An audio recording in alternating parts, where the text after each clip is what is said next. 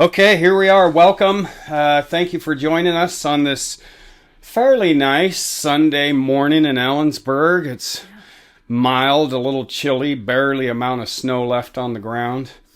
My wife and I took down Christmas over the last couple days. That's just what we do. What's your family tradition for taking down Christmas? I leave it up as long as I can until my sweet husband forces me to take it. Okay, nice. Yeah, that's good. Or somebody comments, I made a post once in June, and I had a long-term friend from a million years ago come out of the crevices, and she's like, girl, is that a tree still up in the background? Oh my gosh, that's funny. I felt shamed. Actually, there's a comedian I watched his little bit on, and it's like, if you can make it to June, just keep it up. Just roll over till the next year. Yeah. My compromise to get my way, quote unquote, actually is what it is just to put seasonal decorations on it. He said that I could do that this year to test it. So fingers crossed that this will be a tradition ongoing. It gave me a good memory of my mama. She did that. She would change it. She had a Seahawks themed tree that she kept up through the football season. Okay, so welcome back to the show. I'm glad you're here. This is actually, you don't know this, but you know it now. You will be my last guest for 2025. Oh. Yeah. Cool. This is it. This is it's December 28th. And I didn't count how many guests I've had, but I started having guests a few months ago. So this is our last guest and last podcast for 2025. Crazy. Yeah. Can't believe how fast this year has gone by. Really fast. It's crazy. Next week, I'm going to go solo. I'm going to do a podcast on helping you to set your intention for a new year. And then the guests will return the following week. So I have a gift for you. I'm guessing you don't have it? I do not. Perfect. Good news. There's my book, Grit Over Shame. That one is your personalized copy. And you can buy that book wherever you buy books. Locally in Ellensburg at Gerald's or Pearl Street Books. You can still get it online locally if your local is your thing at geralds.com. And then outside of that, Amazon.com, you can get it as an ebook, as a hard copy, and I've narrated it, so it's also an audiobook. I call it the short story of the wild ride of my life. And for you and anyone who gets the book, I like to ask a couple questions once you're done reading it. Sure. So once you get through that crazy story. So that's my shameless plug for my book. I have Monica Brown with me today. We were chatting downstairs. We've known each other since you came to Piers Rising, which was formerly KCRCO. And we both admitted that, we don't know a lot about each other. I was kind of on my way out and you were coming in, and I was thinking about you. And this is my intro to you introducing yourself to the world. That I remember when you got hired and you came in. And with your energy, you have such great energy about you. From an employer standpoint, a can-do attitude, let's do this. But personally, what I've always liked about you is your openness to bringing people in. You just have that energy about you. And just chatting with you this morning, I can feel you kind of, Katrina-esque. You're just really kind. You're welcoming, and I've always appreciated it. And Thank you. If I remember correctly, you've been now at Piers Rising for a couple years? Yeah, a little over 2 years now. Okay. So, for our viewers out there or listeners, if they're listening to the podcast, if you're watching it on YouTube, someone who doesn't know you at all, do your Reader's Digest-esque version of introducing yourself. Well, hi everybody. My name is Monica. I'm a wife and a bonus mom and cat mom and a dog mom. Pause. So your daughter. Yeah. What's her name? Remind me. Alina. Alina's not your daughter. No, she's not. Biologically. Yes. I never knew that. Yeah. A lot of people, it's so funny. She does look a lot like me. I happen to dye my hair, and so, we just happen to share similar features. But I'm actually her stepmom. Is her biological mom in her life at all? I'm always just curious about dynamics. Yeah. Okay. Her bio mom lives in Tennessee with her husband and her two other kiddos. Okay. And so it can be difficult to like get together. But they chat every week. They have conversations and stuff. So yes, definitely. Like her mom is definitely in her life. Yeah. And that again speaks, I want you to continue. I don't want to take away your introduction, but that speaks to who you are, because I'm surprised. Yeah. You treat her like your own. Absolutely. So go ahead. Yeah. My relationship with Alina is so special to me. Even in my wedding, when we got married, I had special vows. I spoke directly to her and wrote those in. I was very, very blessed. My own bonus mom is who I call my mom today. I had a really solid, amazing role model. And so when, my husband and I got together and I knew he had a daughter, it was just very natural for me to step in. And we have a very good relationship with her mom. And so I don't want it to come off, a type of way, but, I am there all the time. And so Alina and I have built this really solid relationship. And so when you talk to Alina, she does refer to me as mom. My husband and I are mom and dad. Yeah. She did ask me, if people ask if she's mine or not, to just, yes, that's my daughter, and to not even go into details.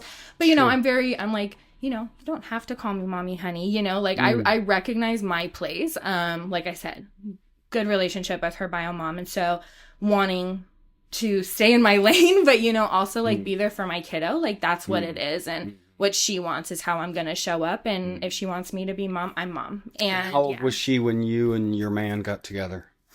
When we first started dating was right before her second birthday. Okay.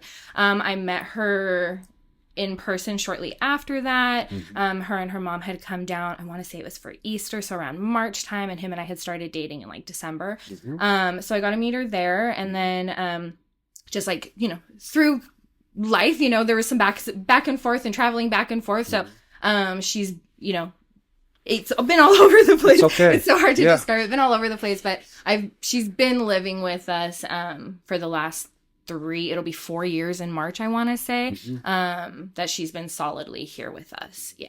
Full time. Yeah. Okay. And what grade's she in there? She's in third grade. Third. Yeah. And crazy. I'm just guessing you're there. Like you're a mom that all goes the time to the things and is involved. I love it. And I want to say to you, you'll read my book and you probably know, you follow me, some of my story, a kid who grew up with dads of the week. Yeah. I had Johnny Ravel, his flags on my wall. He was in my life for 3 years. And you just so you hear this, that it matters. Like your kids don't, they kind of have some knowing or some idea, but they just know that you're the adult in the room. And that's powerful stuff. Yeah. Because there are some couples that get together, right, wrong, or indifferent, or like, they'll introduce, this is my stepchild, right. Or there's, what you're doing for her is powerful beyond measure. Thank you. Like really, really powerful beyond measure. Tell me a little bit, and this podcast is about you, but, and he's probably watching. Tell me a little bit about your man. My sweet husband. Well, his name is Joe Brown. He has the most basic, like, Jane Doe name. He, like, every time we go anywhere, they're like, who are you? It's very... Joe. Yeah, it's Joe. It's just such a basic name. But he is so sweet. So we actually met in high school. He was my very first love. We dated back in high school. Where was this? We're both from the West Side originally. Yeah. We went to Scriber Lake High School. We went to the alternative high school in the Edmonds School District. Edmonds, okay. With me, I'm in recovery now, long-term recovery, but my addiction started when I was 13. And let's see, it was like halfway through my sophomore year, right after spring break of my sophomore year, I very kind of pointedly told my parents, if you don't put me in a different school, I'm not going anymore. I couldn't do it traditional anymore. High school. Yeah, I went to Lake Terrace High School originally. Okay. And I believe my husband went to Alderwood originally, and then ended up at Scriber as well. Yeah, I walked into the classroom. We were doing like Wassel testing. It's not called that anymore. But I remember we were doing our Wassel math testing. And he was sitting there in his big puffy jacket, long emo hair, and head down, sitting at his desk. And I came in the hallway. I saw him. I beelined up to him, shoved my hand in his face, and I said, "Hi, my name's Monica." And the rest is history. Surprised. And yeah, the rest is history. We dated for so from day one. Yeah, we dated for a few years, and then we did break up. You know, life happens. We were teenagers. It's all right. And then a handful of years later, he was in a really dark place. Came, you know, kind of reached out to me and was like, I really just wanted to say sorry for the way I treated you, the way everything went down, all that stuff. And I was like, well, holy crap, like, thank you. And so we had a real conversation. And it started with just like an online friendship again. And I was still in active addiction kind of around that time. And he was doing his own thing, but not to that, you know? And so we just had our different lives, but stayed like online friends. And then, you know, just... we started hanging out in person again, dated other people. I was engaged to somebody else. He had a daughter with somebody else, lived in different places. And then we just started hanging out again. And yeah, we were just friends again. And then I had lived in Las Vegas with my ex-fiance. And at the time, his ex as well and his daughter were living in Vegas. And so he had come down for his daughter's first birthday and was able to come and see me and, you know, like make sure I was doing okay. Yeah. Actually, when my ex and I broke up, I hadn't, like, when we were, right before we broke up, it was getting rough and I hadn't eaten for a long time. He DoorDashed food to my apartment just to make sure I was, like, just to make sure I was okay and stuff. And then when I eventually made it back to Washington, like, Joe was my best friend and I had another best friend at the time, but Joe was closer and he was the only one I really wanted to see. And so, yeah, that, you know, literally the rest is history. I tried to go home and he just... I was like, well, why don't you stay? So that's a great story. Yeah. We've had a friendship for a really long time. And so, you know, we got married like 2 years into our relationship. Is when he proposed, and then a year later, or a few months later, we got married. So you've known each other since high school. You dated, you took a little break, you did some life stuff, but you stay connected. Like long distance connection. And then we kind of like started hanging out again. Together. And then, yeah. That's just cool. Like always there. No judgment, always understanding. He's Describe him in 3 words to someone who doesn't know him. Oh my God, kind, selfless, understanding. Yeah. I've never really had anybody quite see me like that. You know, sometimes it's so funny. We'll be in the car and I'm like, I'll have had a moment or something like that, or I'll just be sitting in silence and I'll be like, I'm such an asshole. Like, thank you so much for like just kind of allowing me and holding space for me to like have my moments. And he's like, well, you do the same for me. You know, he's just, like I said, very selfless, very kind. Like he really, that is my number one thing about him, is how kind he is. Go out of his way to help other people type of person. So who you see is him. 100%. That's who he is. 100%. He is very straightforward. There really isn't a lot of secrets there. Okay. Yeah. So how long have you been married? Oh, now? Jesus Christ. 5 years? 5 years? Yeah. No, 4 years. We just had our 4-year wedding anniversary. So married 4 years, helping raise a child together. Yeah. You call her your daughter. She has her biological mom. She has a relationship. You understand that, but there's a good relationship 100%. There. Siblings? I do. I have 2 older and 2 younger.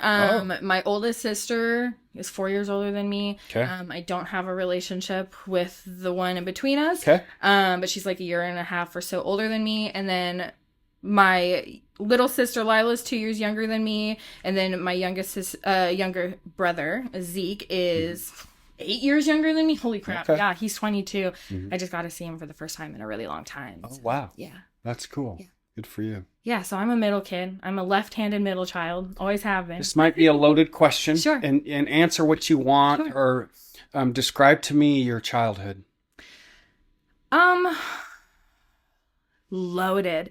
My parents divorced. I don't even remember how old I was now, but a long time ago. And both remarried. My life at my dad's and I say stepmom, but she's my mom now. Sure. Yeah. But my life with them, very normal, you know, like just very normal, I would say. Like, not a lot. I mean, I had a roof over your head, had income, maybe didn't have everything in the world, but had needs met. Absolutely. Like, you know, they were there. Not a lot of chaos. Not from their maybe side. Some stuff, right? But normal. Chaos for me, mostly, you know, just being ridiculous. Okay.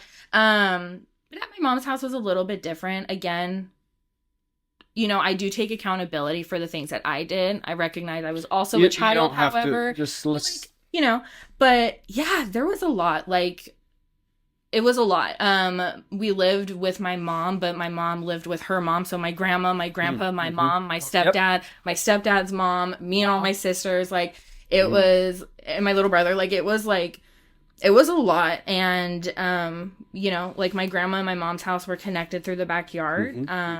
And there was just a lot of back and forth. I found a lot of safety at my grandma's house. Okay. I spent a lot of time there. I actually have it. My only tattoo I have is from my grandma. I used to call her Nammy. And so on my 20th birthday, my 1 year in recovery, I got that for her. She's still around. However, I no longer have a relationship with her or my bio mom. It's so deep, but in just like plain and simple, just not influence I wanted in my child's life anymore. I think a lot of and I'm sure that was a hard decision. Absolutely. I still struggle with it. But a necessary decision, right? 100%. In the years that we have had no contact, my grandma's memory is going, and so she kind of forgot the boundaries a little bit, so would reach out to me from time to time. But a sibling would usually, you know, take care of that for me with respecting my boundary. But I haven't heard anything from my mom, you know, it was very much just on me. And like I said, I've taken my accountability, but I firmly believe like it needs to be met. I'm also a firm believer in that children should not have to beg for a relationship with their parent at any stage in life. Like, so I want to pause you here. Yeah. Here's what I say, because I hear what you're saying. And we do that as adults. Like, well, I'm owning my part, but you were a child. Yeah. You were a child. And when we're children, we're depending on the adults in the room to take care of us. So what I want to say to you is you don't have to apologize for that. Right. And you're a responsible adult. Just a little bit of, I know about you, you care, and that's a product of something else, not of what was happening in that chaos. My son was also, Tyler, if you guys all have that commonality, in that he was with his mom primarily as the primary residential parent, and she also lived with her parents. And so when you said that, it reminded me of that. Yeah. It was really messy. It's so messy. Yeah. And like so and like you just not that it has to be. No, and you just never know really who to check in with. And like I said, like my grandma was my person, so for like a long time she was like my authority figure, but it was actually my mom, but it was, and it was my dad, because my parents were 50-50, so every week on Sunday we were back and forth, like, gosh. It was, you know, and then there was its own nasty custody battle that just got weird, and, you know, like, it was weird, but I'm so, as an adult now looking back, so thankful for the stability that my dad and my bonus mom provided for me, because even in the moments that I didn't like it, and I was pissy and for whatever reason, and, you know, causing my own turmoil and, you know, whatever, but like, thank God like for it, because now I know how to function as an adult, like, because of that. Yeah. And even in my work that I do, like, I tell people all the time without, you know, sharing the mess of the story, but like, knowing what you don't want is all you need to know. You don't need to know what you do want, as long as you know what you really do not want anymore because of your experiences. Like, you have a solid base to start, you know? So, yeah, as a parent, I think I do okay. And I love the relationship I have with my dad and my bonus mom. My mom now. Like, I know them now as Matt and Tana instead of, you know, mom and dad. And the relationship we have is amazing. My dad, right before my wedding, some family drama, sat me down, allowed me to have my husband there. Allowed is such a weird word, but invited me to have my husband with me, so that way, you know, I felt supported too. And, you know, really shared some really intense information from the custody, from me growing up, and asked me about my childhood and what he should have done better. And actively to this day does all of those things through my daughter and pointedly, like, involves me in them. Like, so he took ownership. He was the functional one. Yeah. But and still sat down. Well, doesn't that make sense though? Hey, what could I have done better? Right. And maybe there's part of you, and I'm making it, boy, wouldn't that be nice if your mom could do that, could have the ability? Yeah, but it'd be great, right? But I'm not looking for it. I'm not holding my breath for it, because I'm not lacking anything not having her in my life. I've realized, like, for a long time it was really hard, but like I said, I do still struggle a little bit without that relationship. There's moments when I look in the mirror too long and I'm like, I look like my mom. That's freaking me out. And then I call my actual mom. Sure. I'm like, oh my God, Tiana, make it stop. But and then she reminds me of all my personality traits and all the things that make me her daughter, Good. And so I love and respect the relationship I have with my dad and my bonus mom so much. Like, very good, very good. Thank you for that introduction. And I want to point to, the first chapter I want you to read is, I think, chapter 4. And it's really I go outside of the realm, and it's Your Kids Are Watching. Okay. I think you'll really appreciate that chapter because you're doing things now as a parent in powerful ways that little Alina is watching you, and she's going to already grown into, a smart, well-rounded young child. But unfortunately, you got the opposite with your bio mom. I got the opposite with my bio mom, and dads of the week. Your kids are watching, friends. And if you're listening to this, you have an opportunity right now on December, if it is 28th or whatever it is, to flip the script. Yep. Because your kids are always watching. Yeah. Aren't we? Yeah. Yeah. Show up and take accountability. Like, I'm sorry, nobody has that much amnesia. Like, saying you don't remember stuff. And even, even some moments in the conversation with my dad, like, there are things that he didn't remember or didn't recognize as like it came off that way to me, and he just totally did not perceive it that way, but was willing to say, I'm so sorry that it impacted you that way. And because even if he didn't mean it that way, I still took it that way, or it was my experience. And like I said, to actively make changes. And I didn't ask for that. Wow. That was something he just totally offered and provided because he wants to be in my life and wants to have a relationship with me, and recognizes that even though I'm an adult now, I'm not like I'm still his kid. I still need him. You know what I mean? My dad is smartest man I know. Katrina and I were just talking with some friends just about parents and parenting. We're all adult children. I'm 58. Both my parents are passed. We were talking about just how I was saying, how we all look back on our childhood differently. Each sibling looks at it differently. Our parents look at it differently.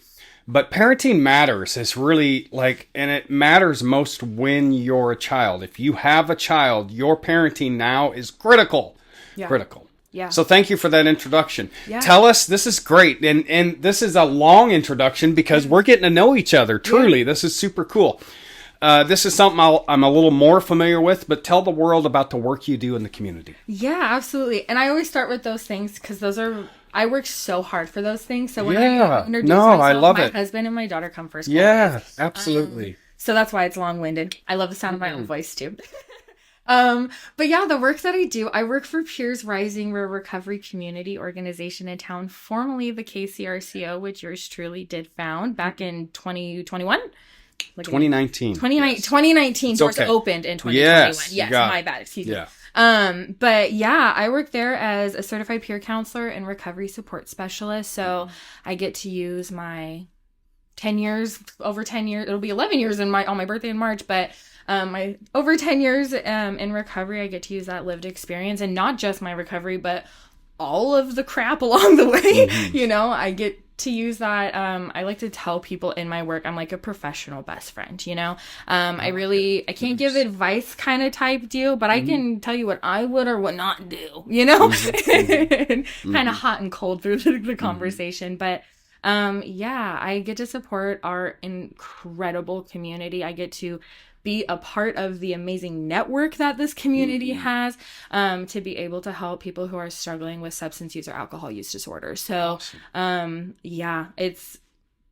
I work with our most vulnerable populations, and which for me, are the roots of the community, because there's still community members who are struggling. And I come from hospitality. I was previously in the hotel industry for 10 years.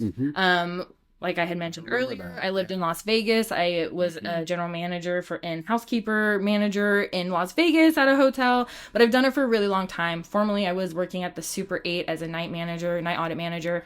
And it's now a Sure Stay by Best Western. So I was there through the whole transition. But during that, loved my owner of the hotel, but we just had differences on how we viewed the community, and I wasn't allowed to have anybody who wasn't a guest of the hotel come in and warm up, or grab a cup of coffee, or like charge their phone, or have a conversation. You know, it was really frustrating. And there was several times, you know, where the only thing I'm allowed to do is call the police, you know, kind of type deal. And that just like doesn't always feel right, you know? Like I definitely had my moments where I called because I was justified and needed to call, you know, but 90% of the time it was on a guest, you know? It wasn't actually somebody who was part of our unhoused population. Who's struggling. Yeah. And like, anyway, and so, like, I would loophole that. Like I said, I was a night audit manager, so I worked 11 p.m. to 7 a.m. There was one year where we had, like, negative 13 degrees. Like, I'm a smoker. I wasn't even going outside to smoke. Like, it was so cold.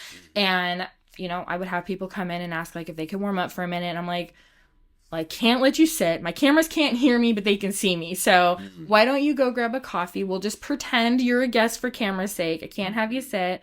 Go grab a cup of coffee and come stand at the counter with me and we'll chat for a few minutes so you can like warm up for a little bit. So I would like loophole my way around it. Like if somebody came in and was like taking advantage of breakfast, you know, that's not my business. Like I don't check everybody into the hotel. Like, you know what I mean? But when the opportunity to like, they were screwing me out of a position. That's neither here nor there. So that's why originally I was looking on Indeed that night, like looking for jobs.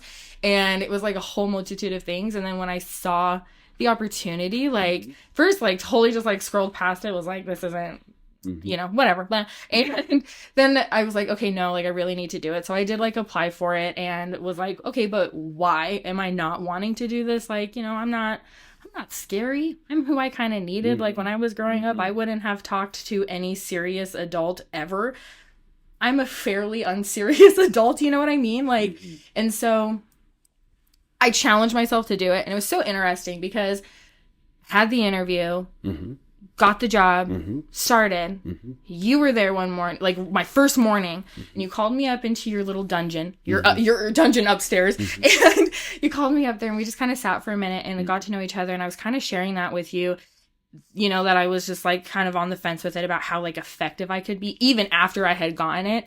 And in that conversation, you actually said, I challenge you to challenge that behavior. And it really just solidified for me that I was exactly where I needed to be. And yeah, so then I just kind of ended up at the KCRCO and super cool. It just felt immediately where I needed to be. Yeah. 2 questions based on what I just heard you talking about. Tell our audience, what are some of the myths about our community members who struggle with substance use disorders? What are some of the things you hear that you see are just like, no, that's not true?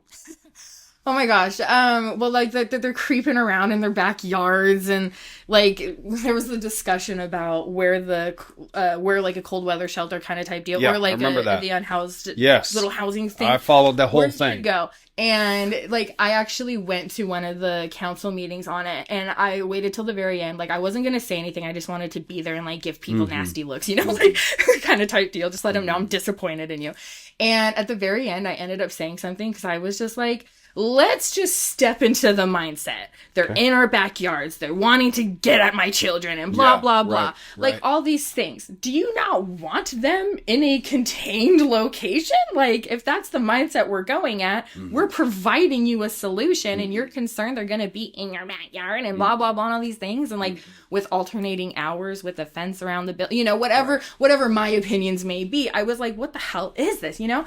And it's so frustrating because they just seem, I don't know, the biggest thing for me is that they're just degenerates that are lazy and they're just taking advantage of the systems. Because I'll tell you right now, every single day do I stand with my peers with some of these big network organizations in town.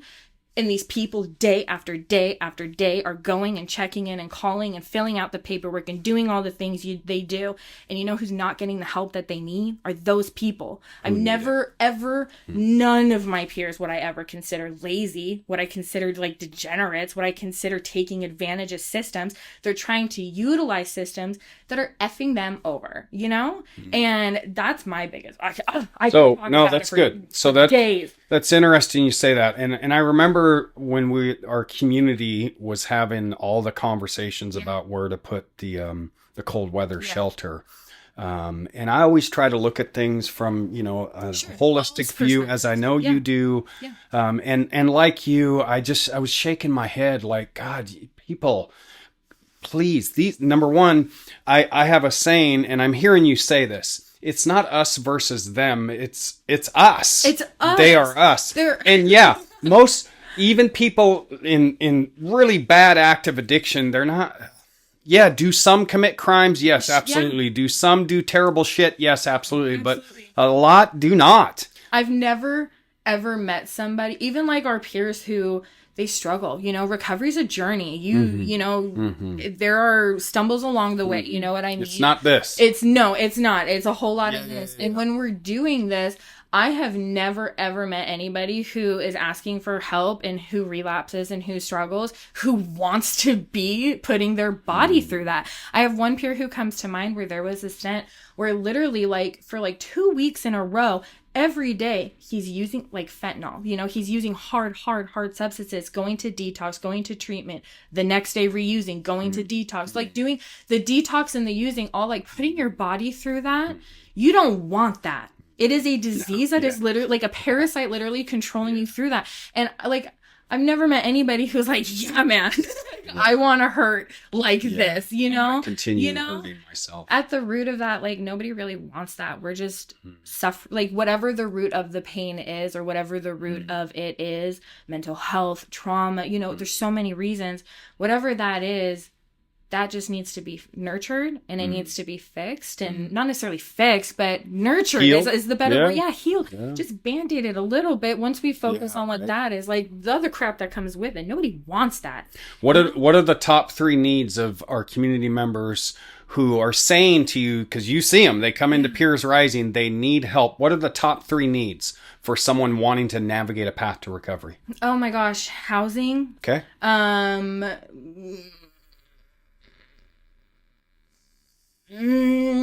want to be pointed with what I say. It's frustrating. It's okay. Housing is definitely number one. Mm-hmm. I think open-mindedness, it's not a material need, but it is the big need. I'm very appreciative of the company I work for, the All Roads to Recovery. We run at a non-judgmental, basis.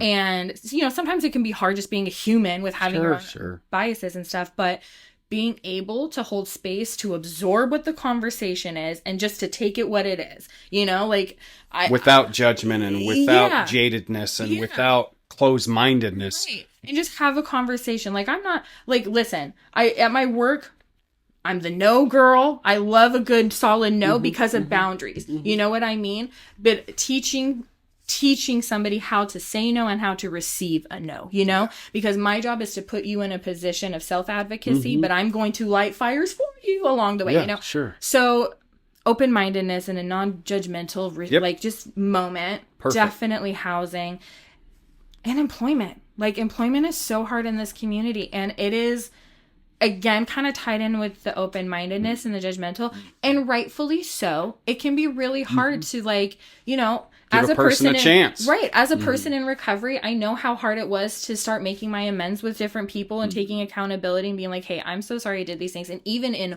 work, as well, my background, thankfully, isn't too bad. I dodged, ducked, and dived. You know what I mean? Sure. I kind of dodged some things here and there. But, those things they definitely can get in the way, and people are well, I'm very honest with my employers, a lot of the time about my addiction and what my recovery looks like. And thank you, Monica, so much. Have a nice day. You're a lovely person, but thanks, but no thanks. Hell no. Thanks, but no thanks. So housing, community members, entities, people in general with having more of an open mind, and employment. For sure. Good. Yeah. Not good, but yeah. Maybe a fourth thing, communication. We provide our phones to our peers, and there's only a very small handful of other network partners who do the same. And even for us, you have to be a person in recovery, and you have to be doing you just want to give people iPhones? No, I've never given an iPhone to anybody before. What does this mean?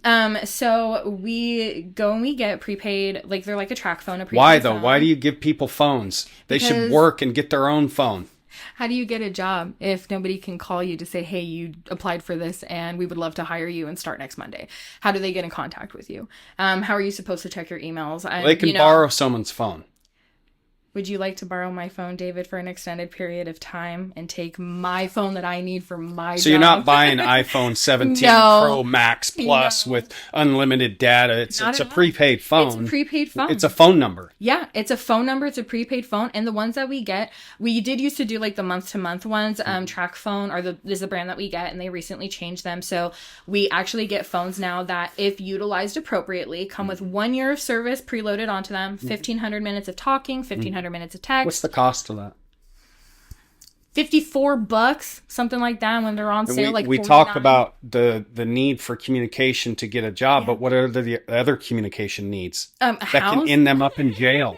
Oh, like probation. Yeah, probation. Yeah, treatment. Absolutely. Well, we personally don't give phones to going into treatment until they've completed treatment, because they usually can't use them. But they have requirements to communicate. They do. Family. Yeah, absolutely. Probation is a really big one. We work really closely with the folks down, and they, reach out to us all the time. Well, not all the time, but, they've reached out to us, and I work very closely with the folks at the jail, like, hey, this person is probably going to, they're releasing, they're going to have this, and this. Is there any way we can get them set up? I take things down to the jail all the time, with permission. I do together a little bag, and I drop off what they need. But, I'm not giving them iPhones. A prepaid phone. Yeah. It's kind of a lifeline, isn't it? Absolutely. For someone launching their life in recovery. 100% off the top of my head. I have several peers right now who have been able to navigate getting into an apartment over the course of almost the length of my time of working here, but have been able to do it. $60 phone. Yeah. Which many people, I was doing that on purpose, go, oh my God, they're freeloaders and you're just giving handouts and blah, blah, blah. And like I said, I love a good no.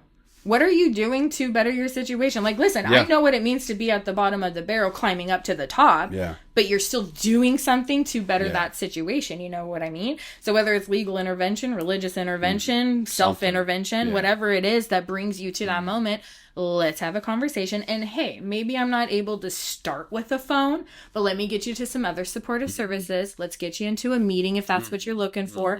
Let's get you started on something. And then maybe when we have 5 more minutes into our recovery journey, then we can talk about a phone. So no, I'm not just standing out there. So there's like yes and no's, and no.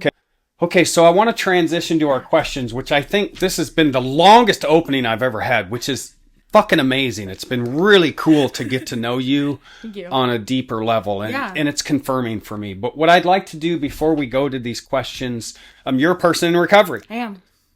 What does that look like for you? Yeah. It's so funny talking about this now as an adult with the hindsight and the perspectives and things that I have, having the relationship with my parents. At the time, I was 13 when I started using substances. At the time, I did not know that I had people in my life that I could have talked to.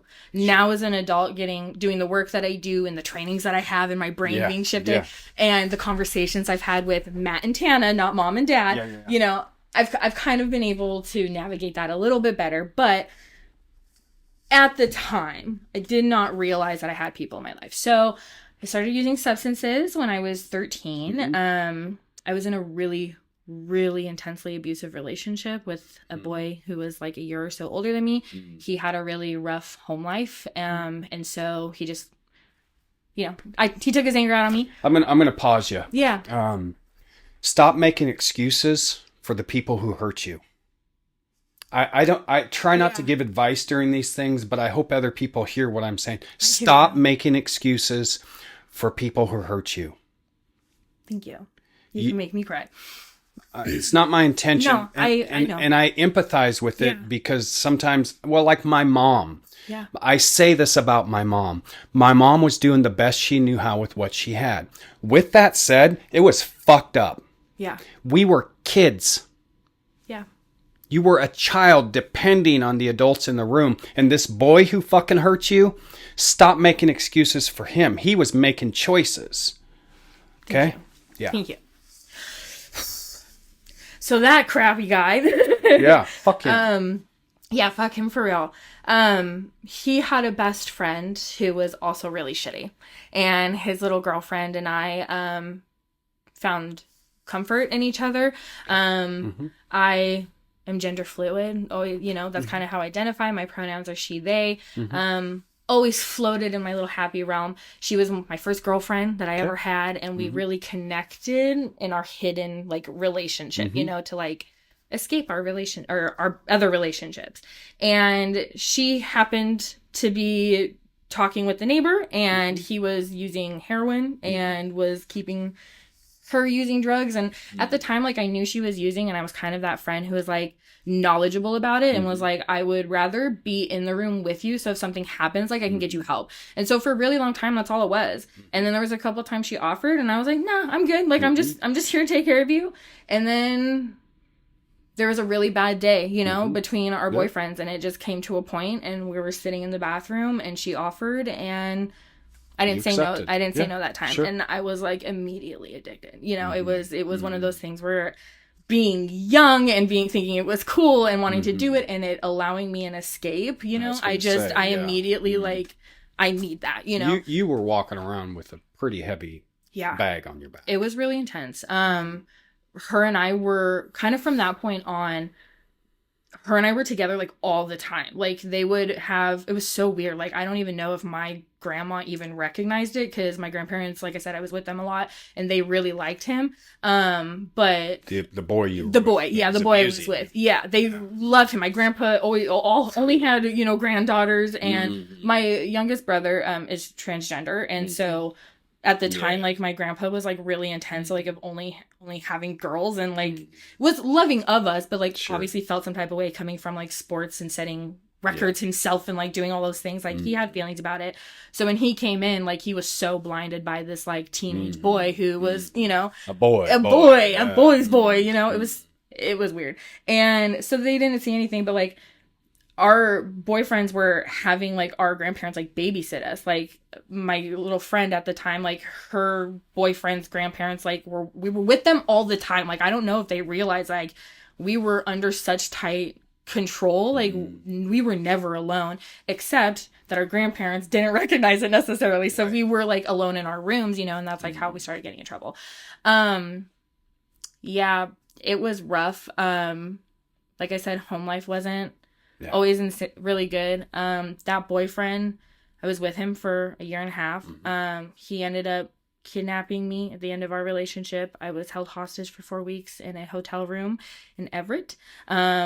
The school that we went to, like I said, I went to Scriber Lake High School. It was so chill. Barb was the attendance lady. It was a first name basis. Kathy was my principal. It was a respect thing. They understood we were troubled kids and wanted to meet us where we were. So it was all like, it was so chill and relaxed. It was pretty loose. So my boyfriend was calling me in sick at the time. And it wasn't until like my mom tracked what had happened, like my sister had a day off from school, and it was like a district wide day off kind of type deal. And so my mom called to confirm that my school also had it off. And like Barb says yes, and like towards the end of the call goes, oh, how's she doing? Hope she's okay and hope she feels better. And my mom goes, what the fuck are you talking about? And anyway, it was a whole thing. Her and my grandma showed up, got me out of the hotel.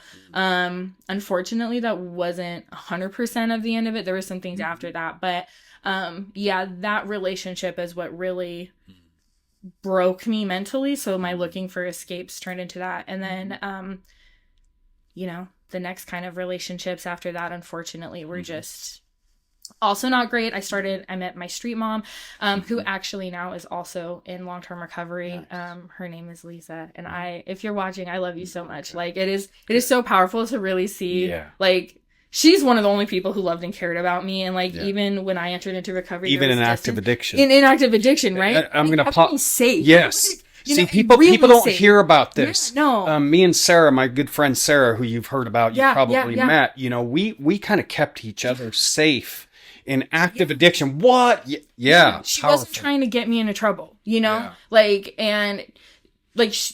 yes, she was trying to make sure that I was still taken care of while we were doing dumb things. But I get that. Yeah, because it's not always, not so everybody's your path trying to to recovery, how did that look?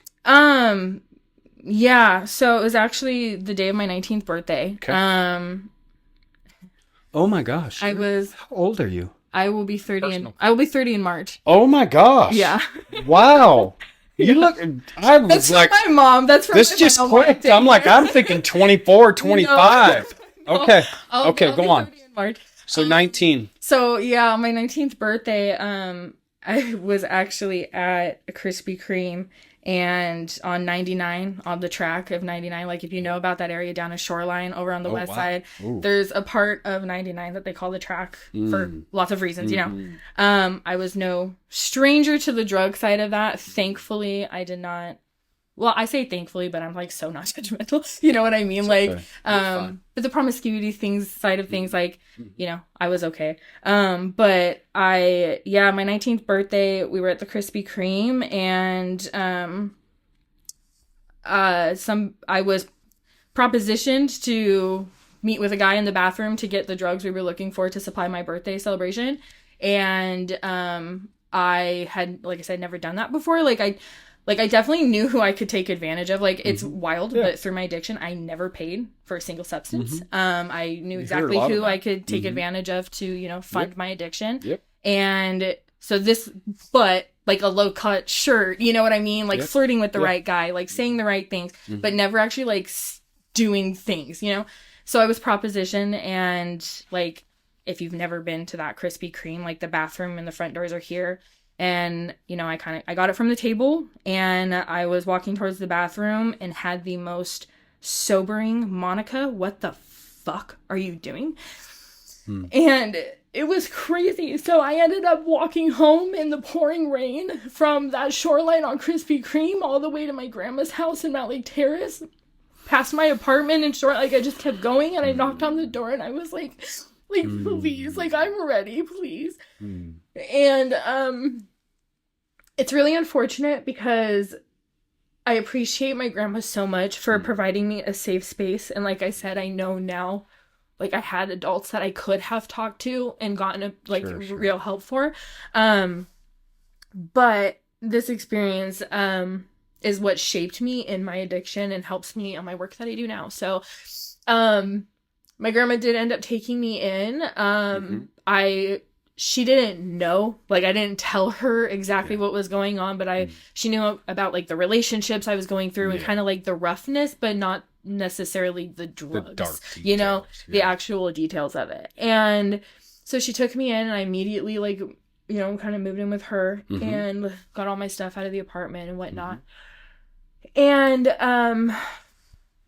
yeah, that's kind of where that all started. I quit cold turkey everything, because like I said, I was just doing it blindly, like by myself. I didn't really know what to do. I had some friends I was like leaning on. One of my best friends, Josh, I remember calling him quite a few times, and he would ride his bike or his skateboard over to my house and would just sit with me and lay on my bed. We'd watch Forrest Gump with my cats, like, you know, and he'd bring me candy he worked at Boeing at the time. Like, he was just there and helped me exist in the moment.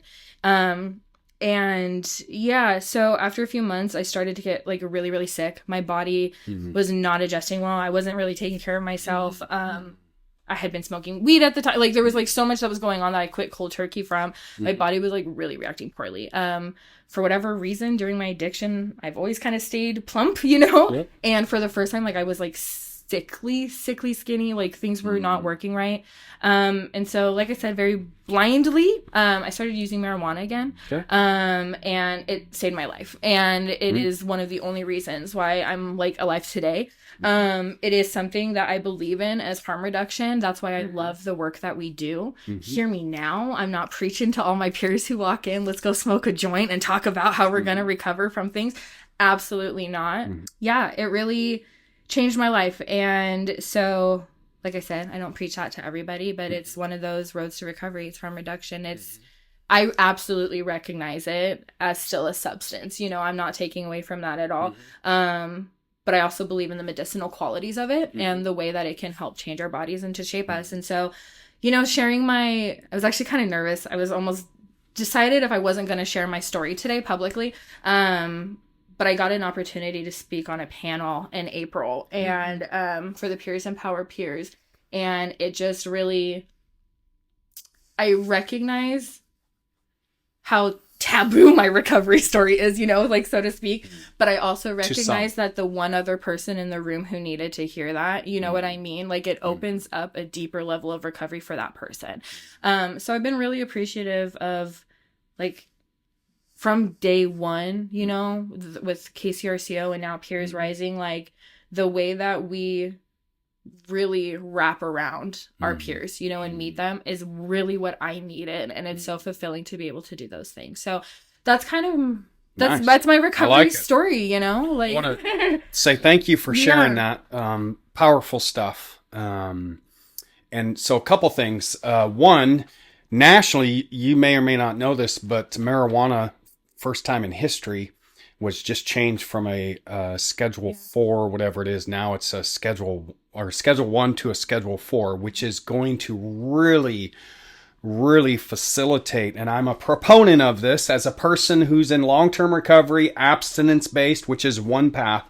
But I'm a proponent of now we're really going to see the research. We are going to see some incredible things. Yeah. Great stuff. Absolutely. And two, for my friends out there, a lot of friends in recovery, if you're taking prescription medication to help your mental health, well, what's wrong with marijuana if someone chooses to do that, right? Absolutely. I'm about all paths to recovery. Yeah. I'm a proponent of harm reduction, which is great. I'm a proponent of you sitting in front of me living an amazing life as a person in recovery. That's what I'm a proponent of. So, thank you.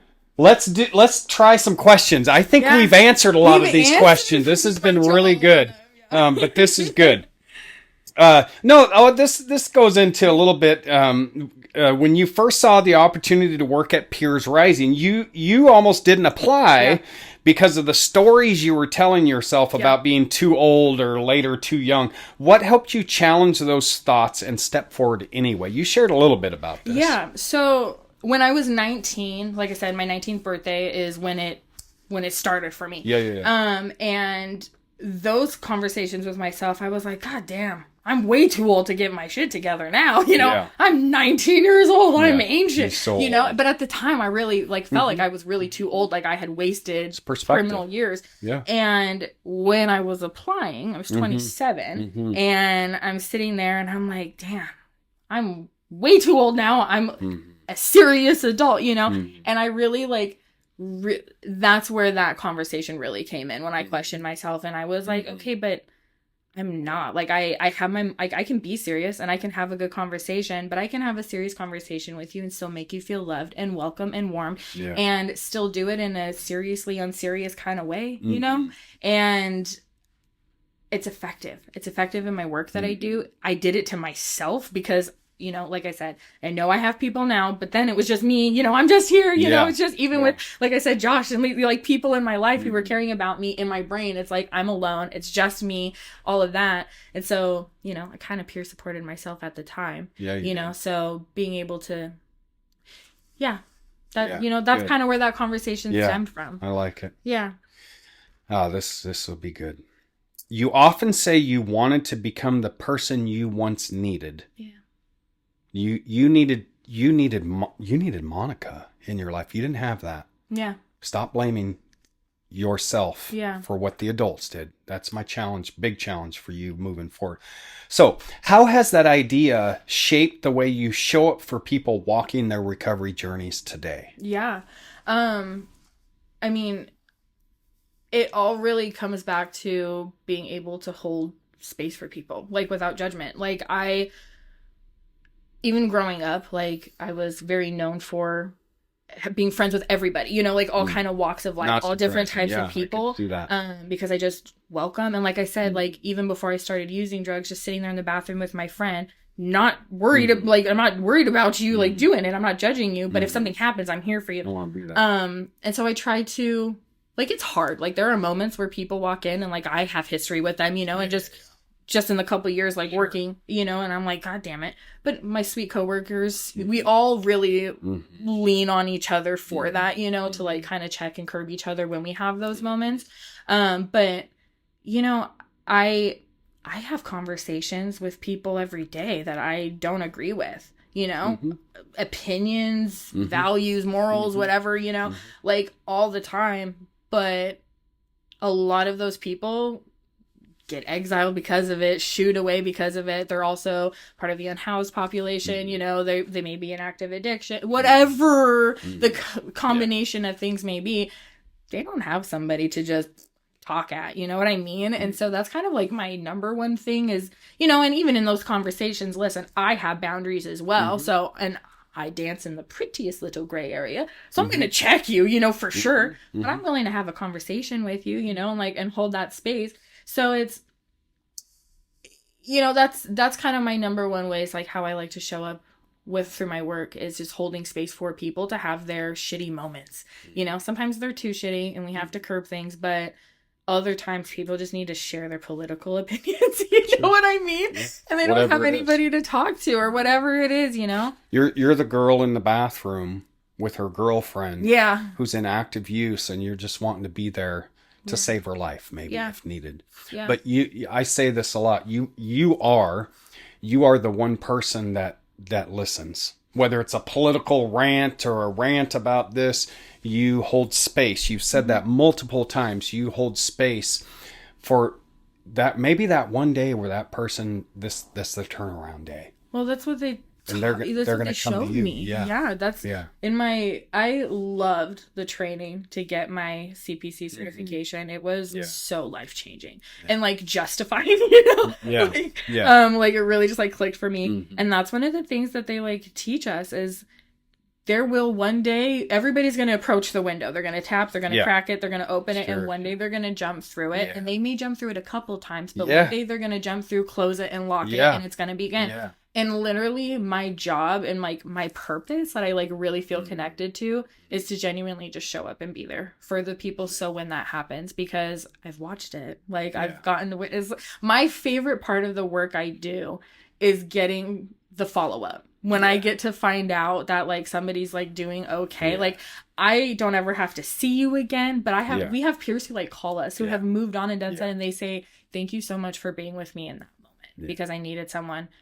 I needed a Monica, you know what I mean? And so that's where it comes into, like in the work and all those things, being who I wanted. I'm smiling because you get to work with one of our OG now, Justin Peterson. God. He's one of our stories, you know, when you get to see that. And he struggled. He's one of my We all struggle people. In different ways. But one more question for you, then we're gonna close this up, okay? You're a dedicated wife, mother, and recovery support specialist. Counselor, whatever the title is, but the work you do really matters. How do recovery and purpose show up in your home life and the way you move through the world now? Oh my gosh. In the way that I show up as a partner to my husband, as the way I show up as a mother to Alina, as the way I navigate by the people on the street when I drive by, when I walk by. I'm not that I was ever rude before, but it's definitely more pointed. Like if I'm stopped and I see somebody, like in my community here in Ellensburg, I know everybody. So when I stop and roll up, I'm respectful of people's like anonymity, you know what I mean? But if there's a recognition when they look at me, I'm gonna smile. I'm gonna smile anyway, but engage a little further. But like if I'm over on the west side in Linwood and I'm at home and stuff, like I'm not just pulling up and looking straight. Like I'm still gonna share a smile. I'm still gonna engage. Like I see you. Isn't it I interesting? Hold space for you. We can say hello. Yeah, you can say hello and engage and have a conversation. You know, my husband and I do have an understanding just from where I come from in my own recovery journey. And, you know, in the work that I do, it's probably safer to not necessarily give money, but what can I go get for you kind of type deal. And there is so often, I mean, even before we knew one of my peers and doing the work that I did, my husband, for the years, we've lived out here about 7 years now, anytime he would see this person at Freddy's, would stop, have a conversation. What can I get for you? What would you like? Would go and get it and then come back and like stand while this person enjoyed it, you know, and just like shared a moment with them. And then after I started doing the work that I did and before my husband started working there, but would come to events and things, this peer walks in and goes, I know you do, you know, like it's so fulfilling. And so just really getting to, you know, see people and like I said, in the way I navigate with my daughter and like knowledge, you know, I really did not have that. And I feel like I feel like my generation like had knowledge, but was so party, you know, like the early 2000s and like all that stuff. Like it was fun, but it was like, there wasn't a lot of like knowledge about it. Like there was like the drugs program and stuff. Like there were different like things that people talked about, but not like it is today. The knowledge and the openness, and even though there's still some stigma, just like having a conversation, that stigma is starting to come down. And, you know, like the way that I'm a partner, like I've seen unhealthy relationships because of addiction. Like I've seen unhealthy relationships because of mental health. So the way I show up as a partner to my husband is so pointed. And not just as a partner, but as a friend, you know, because while yes, husband and wife, he is my best friend and I want to be a good friend and a good partner to him. I love the way, like Alina is 8. But I really admire the way that Brandy, my executive director, you know Brandy, but for everybody who doesn't know Brandy, no, never heard of her. Executive director of my company and a very, very good friend as well. And I love and respect the way that she navigates with her kiddos who are, you know, they're young teenagers now and moving into middle school and like high school, and they're becoming older. And I really value the way that she parents them and how she so openly shares that, and how she, like, when friends come over, she remembers and shows where the Narcan is. She talks about not taking things and like so pointed in her conversations. It's very deliberate, and it's really profound to see how wonderful they are. And as a parent, as a friend, you know, just like stepping into it. She's a 3-time over mom. I'm on the first one, you know what I mean? And so getting to learn from her and like, and also absorb that and have pointed conversations with my daughter too. Cause you know, substances, mental health, all those things are very real. Yeah. And so, good. That's definitely how I like to show up in my work. Yeah. Okay. Here's your opportunity to give our listeners and viewers a message of hope. A message of hope. I'm getting my phone ready to ask. So what's a message of hope you would want to share with someone out there who's listening, who's wondering if it's too late or too early for them to change their life? Never. It's so funny because I'm sure everybody who knows me, who is watching, probably knows what I'm about to say, because it is so important to me, because nobody said it to me. My biggest message I love to tell people is that it is okay to be selfish with yourself and to really put yourself first. My husband, my peers, my friends, they all know my priorities in my life, period, is me, my husband, my kiddo, and then my family falls and everything else falls underneath it. But I always come first because when I don't, my world around me is not okay. And so that's my biggest like advice, hopeful message to send to people is like, remember that it's okay to be selfish with your time and your energy and your spoons, if you will, if you understand that analogy, and giving too many spoons, like, it's okay. And things around you will be okay. And I think that that's, again, not something that's and you're a giver. Oh, 100%. You're a giver, 100%. But you also recognize in order to be a giver, I have to give to myself. Yeah, self-care is so important. Yeah. It's so important. During my mom's final weeks on this earth, it reminded me when she was in hospice care, and she lived right over here, that every day, even on the last day she took her breath, I did my morning routine. I had to. Like it was even more critical to do that important self-care, to take care of myself. And you know, I would shorten it up a bit, but I did my morning routine. I went on the morning walk. I did my morning meditation. I did my morning whatever it was. And then I went and took care of my mom. I had to. Yeah. Right? We have to do that self-care. And we use the term, and this isn't a bad thing, be selfish, but be selfless in some ways with yourself, right? Absolutely. Yeah. Giving back to yourself when you are like a giver and a person like that, it's okay to fill your cup too. Yeah. Yeah. Thank you. Absolutely. Okay, here it is. What's a question you've always wanted to ask me? This is the part where I get a little nervous. Jokingly, but you know, let's go. I had a joking one, but I'll ask you my real one. Okay. My brightness is so crazy. Okay. As the founder of what is now formerly KCRCO, known now as Peers Rising, hindsight brings a lot of clarity with that. Yeah. Is there anything you see now, ideas, approaches, or feedback that you think could have been a meaningful difference if it had been embraced earlier? Oh, interesting. So two things come to mind. One, I wish I would have just started it sooner. I had this thought, the idea in my brain from 2012, 13. It took me till 2019 to create. But I wish I would have started it sooner so the impact could have been felt sooner. Yeah. The youth side. I was resistant to the youth side. And it took a bit for the board and Brandy and Tyler was on the board, just convincing me that we need to really address youth. And now look at 509 teens and the work that you guys are doing with Dawn up in the Upper County. And so those are the first things that come to mind, because if we can intervene sooner, oh my gosh, right? Yeah. So those are the things that come to mind. Yeah. I love that. I think Brandy and Megan really shoving the idea and the teens and really nurturing that is so beautiful. And, you know, that was the whole point, as far upstream as we can get to be able to. It's so interesting when Brandy shares talking about like the idea and like creating it. It's for her own kids, like at the base of it, you know, they just wanted to go walk around Safeway, if I remember correctly. Yeah. And it's like, oh, and do what? Just hang out. Well, what the hell are you going to do at Safeway? Yeah. Just hanging out. Just like hanging out. It so quickly leads to just roughhousing and getting in trouble and getting kicked out, throwing things over the aisle. Yeah. Maybe somebody dares somebody to steal something. You know, it so quickly leads to that. So having the vision to just like have a space, like even just so quietly for her own kiddos, to be able to like bring that to the whole community. Because like when they say it takes a village, like that is so real. It's so real. So yeah. Anyway, I have one joke question. Let's hear it. Listen, David, what's my name? Monica. Listen. What? There have been moments where I'm convinced you cannot recall my name, young man.